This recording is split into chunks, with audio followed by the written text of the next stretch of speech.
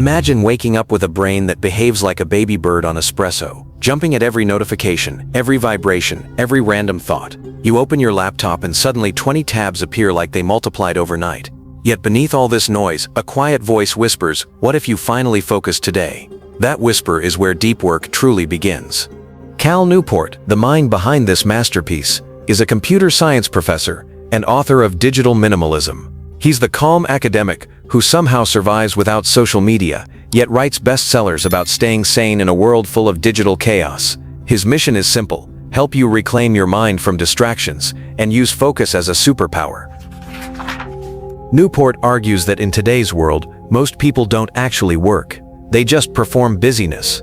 Endless clicking, switching apps, replying, scrolling, reacting. Everything feels urgent, but nothing feels meaningful.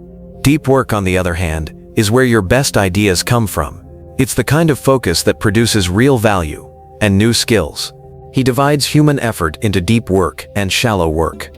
Deep work is uninterrupted, intense, meaningful concentration. Shallow work is the surface-level buzzing. Emails, quick replies, busy tasks. Shallow work makes you feel productive for 10 minutes, but leaves nothing behind. Deep work builds a career. Shallow work builds stress. Imagine Sarah sitting at her office desk for 8 hours. She feels busy all day, but between notifications and just a quick question, she gets only 90 minutes of real work done. That's shallow work taking over her life. But if she protects 2 hours every morning for silent, focused effort, her output doubles or even triples. That's the power of deep work. Deep work matters because the modern world rewards those who can concentrate deeply. Whether you're a student, creator, entrepreneur, programmer, designer, or simply someone trying to get ahead, deep work multiplies your results. It turns normal intelligence into high achievement and transforms chaotic days into structured success. To help us build this power, Newport gives 4 rules. They aren't magical, but they are effective.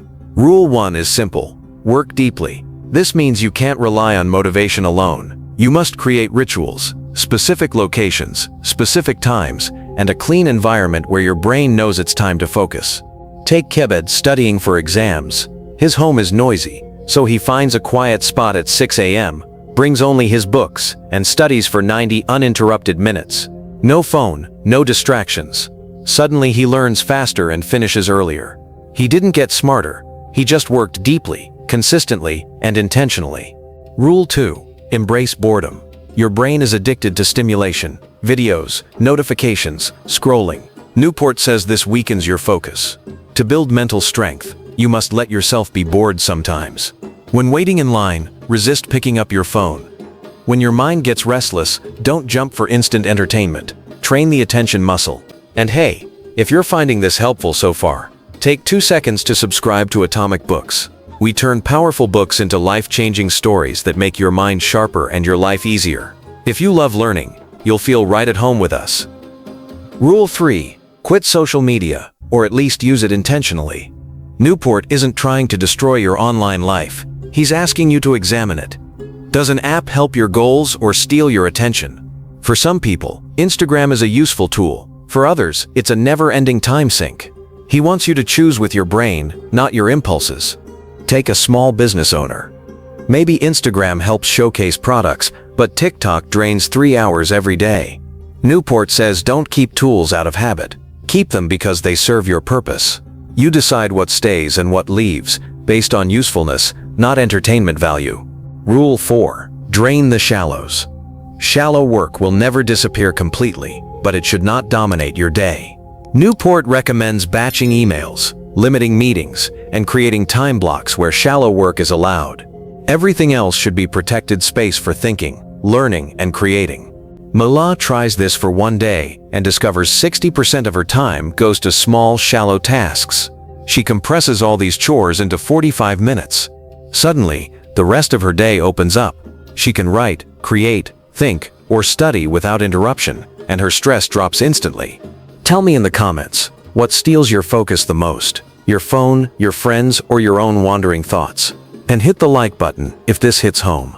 It tells the algorithm you appreciate thoughtful content and want to see more book breakdowns like this. Now we reach one of the biggest ideas in the book: fixed schedule productivity. Newport suggests you set a strict end to your workday. Not when you're exhausted, but at a fixed time, like 5 p.m. When you know your day has limits, you focus better, because you can't afford to waste your hours on meaningless tasks. Here's how it works. If you choose to work from 8 a.m. to 5 p.m., then after 5, everything stops. No sneaking in emails, no late-night obsessing. This pushes you to use your hours wisely. The pressure turns your focus sharp, because you can't rely on "I'll finish it tonight." You finish it now. If you're a student, set a cutoff time. Maybe 7 p.m. is when studying ends. Once that time comes, books close and the mind rests. You'll be amazed by how much you can accomplish when you stop giving yourself unlimited time. Scarcity builds discipline. Discipline builds results. Ending early improves life. When you stop working at a fixed time, your brain gets the recovery it needs. You sleep better. You think clearly the next day. You avoid the burnout cycle that so many people fall into. Productivity isn't about doing more. It's about doing better in less time. Fixed schedule productivity works because it forces you to prioritize. You learn to differentiate what matters from what only feels urgent. You naturally move toward deep work and avoid the shallow noise. Your day becomes cleaner, sharper, and more intentional. Imagine you're building a YouTube channel. Instead of spending all week trying to work, you set 3 deep work sessions for writing, 1 for recording, 1 for editing. By Friday afternoon you're done. No panic, no late nights, no chaos. Deep work turns your week into a strategy instead of a struggle. Deep work is more than a productivity method. It's a philosophy for a meaningful life. It teaches you to value your attention, to protect your mind, to give your energy to things that matter. When you practice deep work, you move from reactive living to deliberate living. You take back control of your time and your identity. If this breakdown opened your eyes, subscribe to Atomic Books. We bring powerful ideas, inspiring stories, and practical lessons straight to you, turning books into tools that build a better life. Stick with us and your next breakthrough is only one video away.